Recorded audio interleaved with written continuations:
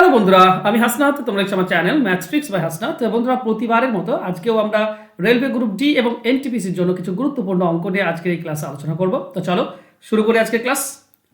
প্রথম প্রশ্ন দেখো, একটি সংখ্যা তার 1/4 অংশের তুলনায় 60 বেশি হলে সংখ্যাটি কত? দেখো, এগুলো এক্স ধরে অনেকে করে, আর অনেকে করে খুব চালাকের সঙ্গে শর্টকাট ট্রিক্সে। এই যত বেশি বলবে 60, তো 60টা লিখবো ইন্টু এই যে ভগ্নাংশটা দেখতে পাচ্ছ 1/4, এই ভগ্নাংশের 4টা হচ্ছে টোটাল, 4 হচ্ছে টোটাল, ঠিক আছে? তাই 4টাকে উপরে দেব, আর এই ভগ্নাংশের পার্থক্য যেটা 3 হয় সেটা নিচে। বাস এইটুকু কাজ করলেই অ্যান্সার হয়ে যায়, ঠিক আছে? কত হবে? 3-এর সঙ্গে 20 কাটলে 60 কাটলে 20, তার মানে 80। সংখ্যাটা হচ্ছে 80। অনেকে এক্স ধরে করে।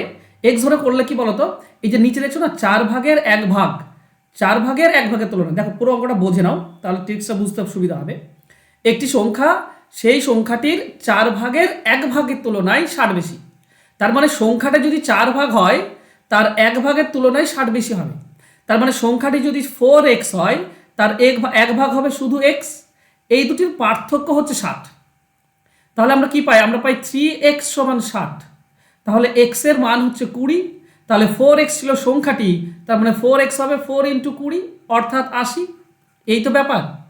কিন্তু অনেকে এক্স ধরে, ঠিক আছে, সংখ্যাটি এক্স, তাহলে তার 4 ভাগের 1 ভাগ কত হবে? X into 1/4। এই দুটির পার্থক্য হচ্ছে 60। এভাবেও করে, মানে 4 লসাগু পাবে, এখানে হবে 4x - x সমান সমান 60।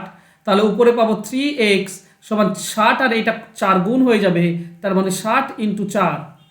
এবার 3-এর সঙ্গে 60 কাটলে 20, তাহলে x এর ভ্যালু হচ্ছে 80। তো এক্স ধরেও করা যায়, কিন্তু সবথেকে সহজ উপায় হচ্ছে যতটা বেশি বলেছে 60 দেব, যেটা নিচে থাকবে টোটাল সেটা উপরে, আর ওই ভগ্নাংশের পার্থক্য 1 আর 4 আছে, তো পার্থক্য হয় 3 নিচে দিয়ে দাও, তাহলেও তুমি অ্যান্সার সরাসরি পেয়ে যাবে। ক্লিয়ার? চলো নেক্সট কোশ্চেন যাই। 120 জনের একটি দলে 1/5 হচ্ছে পুরুষ। আচ্ছা, প্রথম লাইন থেকে শুরু করি। 120 জন, 1/5 মানে কি? 5 ভাগের 1 ভাগ, 5 ভাগের 1 ভাগ মানে 24 জন। তাহলে পুরুষ হচ্ছে কতজন? 24 জন। 1/4 মহিলা, 4 ভাগের 1 ভাগ মহিলা। ফিমেল কত? ফিমেল হচ্ছে 4 ভাগের 1 ভাগ, তার মানে 30। 120কে 4 দিয়ে ভাগ করে দাও, 30 পাবো 1 ভাগ। আর বাকি হচ্ছে শিশু। বালক কত? বালক হবে তোমার এখানে বাদ যাবে কত? 54 বাদ দিয়ে দাও 120 থেকে, তাই না? 24 আর 30, 54। তাহলে 54 যদি আমি 120 থেকে 54 বিয়োগ করি, তাহলে 66 থাকে। তো 66 হচ্ছে বালক। এবার আসল প্রশ্ন এবার শুরু হয়েছে। বলেছে কি, মহিলাদের গড় পুরুষের গড়ের 5/6, মানে 6 ভাগের 5 ভাগ। ওকে। আর শিশুদের গড় পুরুষের 1/4। যদি পুরুষদের গড় 60 হয়, তবে দলটির গড় বয়স কত? দেখো, প্রথম জিনিস, টোটাল দেখো আমরা 120 জন পেয়েছি, ঠিকই আছে। পুরুষদের এই যে 24 জন পুরুষ আছে, এদের গড় কত? 60 করে। তাহলে টোটাল হবে 24 × 60, প্লাস মহিলা আছে 30 জন, এদের গড় কত? পুরুষদের 6 ভাগের 5 ভাগ, পুরুষ তো 60, তাহলে 6 ভাগের মধ্যে 5 ভাগ কত হবে? 50 হবে কাটাকাটি করলে, তার মানে মহিলাদের গড় বয়স 50, প্লাস 66 জন বালক ইন্টু এদের গড় কত? শিশুদের গড় হচ্ছে 1/4, পুরুষের 1/4, পুরুষ হচ্ছে 60, 1/4, তার মানে হবে কত? 15। তার মানে এরা হবে 15। এইটা হচ্ছে টোটাল বয়স। একে যদি আমরা 120 দিয়ে ভাগ করি, তাহলে গড়, টোটাল গড় পেয়ে যাব, তাই নয় কি? একটু মানে কিছু করার নেই, এই ধরনের অঙ্ক এইবার একটু হয়। 24 × 6 কত হবে? 24 × 144, তার মানে 1440, প্লাস 15 3 5 15, তার মানে 1500, আর 66 15 গুণ করতে হবে, এইটা তো তোমাকে গুণ করতে হবে, 990 হবে। 990 ডিভাইডেড বাই 120। অবশ্যই তুমি এই প্রত্যেকটির উপরের প্রত্যেকটির একটা করে শূন্য আর নিচের একটা শূন্য কাটতে পারো, কোনো সমস্যা নেই। তাহলে যোগ করো। প্রথমে কত আছে? 144, তারপরে আছে 150 হবে 150, আর লাস্টে আছে 99। এই তিনটি যোগ করলে হচ্ছে 393 ডিভাইডেড বাই 12। 12 দিয়ে 3 দিয়ে কাটো, তারপর আরও ছোট করে কাটতে পারো, মানে তোমার ইচ্ছা, ঠিক আছে? আমি সরাসরি 12 দিয়ে কেটে দিলাম, এটা তুমি 32.75 পাবে, আর এটাই হবে অ্যান্সার। এটা তোমাকে বের করতে হবে, ঠিক আছে? এই অঙ্কটি যদি তুমি 5 সেকেন্ডে বা 10 সেকেন্ডে করবে সেরকম কিন্তু কোনো উপায় নেই, তোমাকে এটা বের করতেই হবে, কিছু করার নেই। চলো নেক্সট কোশ্চেনে যাই। 3টি পরপর বিজোড় এবং 3টি পরপর জোড় সংখ্যার সমষ্টি হচ্ছে 231। ক্ষুদ্রতম বিজোড় সংখ্যাটি ক্ষুদ্রতম জোড় সংখ্যা থেকে 11 ছোট। ওকে, বৃহত্তম জোড় সংখ্যা এবং বৃহত্তম বিজোড় সংখ্যার সমষ্টি কত? দেখো জোড় সংখ্যা ধরবো, ধরো প্রথম জোড় সংখ্যা এক্স, তাহলে তার পরেরটা হবে এক্স প্লাস 2, তার পরেরটা হবে এক্স প্লাস 4। এটা হচ্ছে 3টি পরপর জোড় সংখ্যা। বিজোড় সংখ্যা ক্ষুদ্রতম জোড় সংখ্যা থেকে 11 ছোট, মানে প্রথম বিজোড় সংখ্যাটা কি হবে? 11 ছোট করে দাও, মানে এক্স মাইনাস 11, এটা প্রথম। তারপরেরটা কত হবে? এক্স মাইনাস 9, আর তারপরে এক্স মাইনাস 7। দেখো পরপর যেহেতু করছি না, তো 2 বাড়বে, 2 বাড়া মানে মাইনাসে 2 কমবে, তাই না? এই সবগুলোর সমষ্টি দেওয়া আছে কত? এই সবগুলোর সমষ্টি বলা আছে 231। এই হচ্ছে ব্যাপার। তাহলে তুমি যদি এক্স দেখো তো 6টি এক্স আছে, তার মানে পাবো আমরা 6x। আর এখানে দেখো +2 +4 মানে +6। এখানে মাইনাসে আছে দেখো -11 -9 -20 -27, -27 আর +6 তার মানে -21 হয়। -21 যদি এদিকে চলে যায় তো +21 হয়ে যায়, তার মানে আমরা পাবো 6x সমান এই দুটি যোগ করলে 252। আচ্ছা 6 দিয়ে কেটে দাও, 6 দিয়ে কাটলে 6 4 24, 1 12, 6 দিন 42, এক্স এর মান 42। তাহলে বলেছে বৃহত্তম জোড় সংখ্যা ছিল এক্স প্লাস 4, আর বৃহত্তম বিজোড় সংখ্যা এক্স মাইনাস 7। তাহলে এক্স প্লাস 4, আচ্ছা 11ই পার্থক্য, সমষ্টি চেয়েছে। ওকে, এক্স প্লাস 4 মানে 42 আর 4 যোগ করলে 46, আর এক্স মাইনাস 7 মানে 42 থেকে 7 বিয়োগ করলে 35। এই দুটি যোগ চেয়েছে, বৃহত্তম জোড় সংখ্যা আর বৃহত্তম বিজোড় সংখ্যা, এদের সমষ্টি হচ্ছে তোমার 81। এটাই হবে উত্তর, অ্যান্সার হবে অপশন এ। পুরো অঙ্কটা আশা করছি বুঝতে পেরেছো, খুব সহজভাবে বোঝানোর চেষ্টা করলাম। চলো নেক্সট। 2 অঙ্ক বিশিষ্ট একটি সংখ্যার এককের অঙ্ক দশক অঙ্ক অপেক্ষা 2 বেশি, এবং সংখ্যাটি ও সংখ্যাদ্বয়ের সমষ্টির গুণফল যদি 144 হয় তবে মূল সংখ্যাটি কত? দেখো এই ধরনের অঙ্ক সবসময় অপশন ধরে করতে হয়। দশকের অঙ্ক অপেক্ষা এককের অঙ্ক 2 বেশি, এখানে এককের অঙ্ক 2 বেশি আছে, এখানে এককের অঙ্ক 2 বেশি আছে, এখানে এককের অঙ্ক কম আছে, এটা বাদ দিয়ে দাও, এটা এককের অঙ্ক 2 বেশি। 3টে অপশন আমার কাছে আছে। প্রথম অপশন নাও 24, এটা ধরে যদি করি তো প্রথম এটা শর্ত মিলছে, দ্বিতীয় শর্ত সংখ্যাটি এবং সংখ্যাদ্বয়ের সমষ্টির গুণফল। সংখ্যাটি মানে 24, আর সংখ্যার সমষ্টি কত হবে? এই দুটি যোগ 6, তো 24 6 কত হবে? 144, 24 3 72, 24 144, এটা মিলে যাচ্ছে, তাই না? তো অপশন এ উত্তর হবে, 24ই হবে সঠিক উত্তর, বাস আর দেখার দরকার নেই।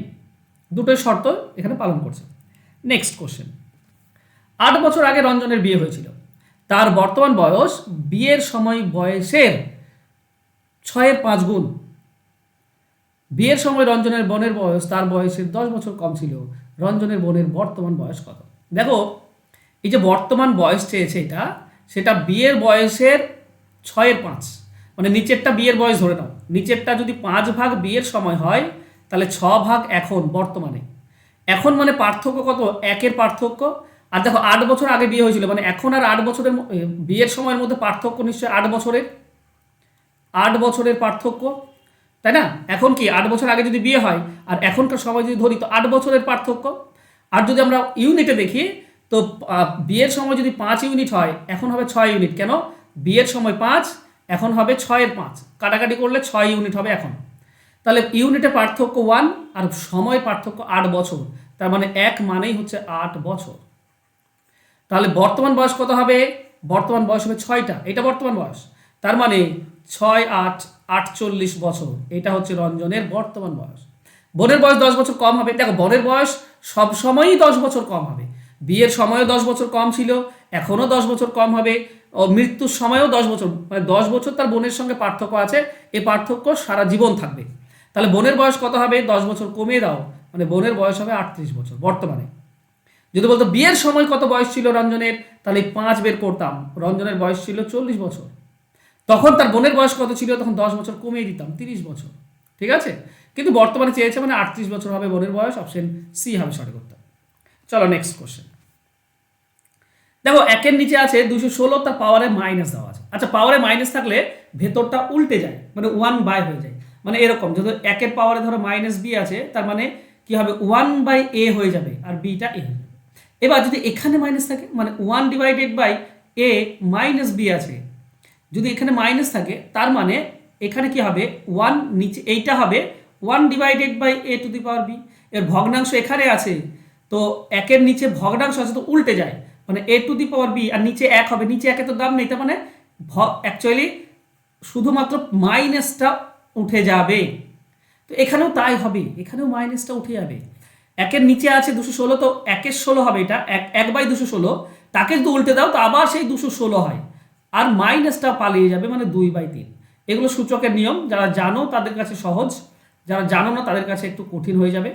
প্লাস 32-এর পাওয়ারে হয়ে যাবে 1/5, শুধু মাইনাসগুলো উঠে যাবে, একের নিচে আছে তো আবার উল্টে যাবে।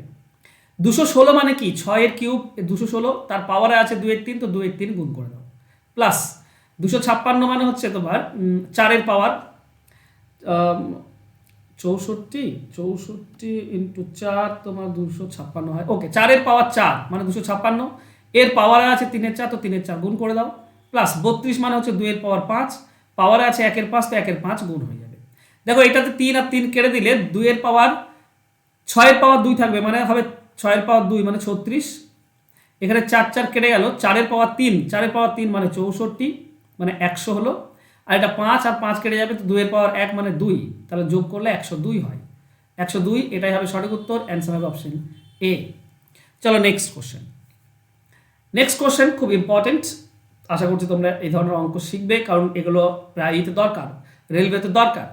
দেখো 2n, পাওয়ারে কি আছে n+4, তার মানে 2 হবে 2 বার, একটাতে যাবে n আর একটাতে যাবে 4, এবার প্লাস আছে তার মানে মাঝে গুণ হবে, মাইনাস এখানেও দেখো পাওয়ারে দুটো আছে, তো এখানে 2 হবে 2 বার, একটাতে যাবে n, একটাতে যাবে 2, এখানে পাওয়ারে প্লাস আছে তার মানে মাঝে গুণ হবে, মাইনাস থাকলে পাওয়ারে মাইনাস থাকলে ভাগ হতো, সমান সমান 3।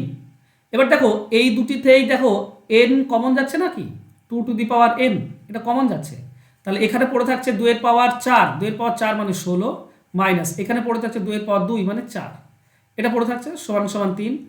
তাহলে 2n সমান সমান কত হবে 3, এটা হচ্ছে 12, তার মানে চলে আসবে নিচে 12, এটা এদিকে আসলে নিচে চলে আসবে, এটা কাটাকাটি করলে 1-এর 4 আসছে, 1-এর 4কে বলতে পারি 1-এর পাওয়ারে 2-এর পাওয়ার 2। এবার দেখো একটা নিচে আছে না ভগ্নাংশ আছে, তো এটাকে যদি তুমি উল্টে দাও তাহলে পাওয়ারটা কি হবে মাইনাস হয়ে যাবে। এবার তুমি এটার সঙ্গে এটা তুলনা করো, নিচে 2 আছে মাঝে সমান চিহ্ন, তাহলে n এর মান হবে এই পাওয়ারটা, তার মানে n এর মান হবে -2, এটাই হবে সঠিক উত্তর, অ্যান্সার হবে অপশন ডি।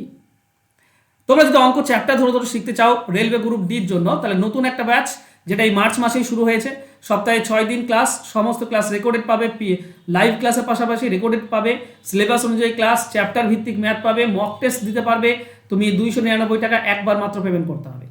আর সুবির দাস, এটাও ইম্পর্টেন্ট, যদি তুমি সুবির দাসের চ্যাপ্টার ধরে ধরে সমস্ত সমাধান পেতে চাও শর্টকাটে, তাহলে ভর্তি হতে পারো সুবির দাস স্যারের ক্লাসে, এটাও ফোন নাম্বার দেওয়া আছে, যোগাযোগ করে নিও।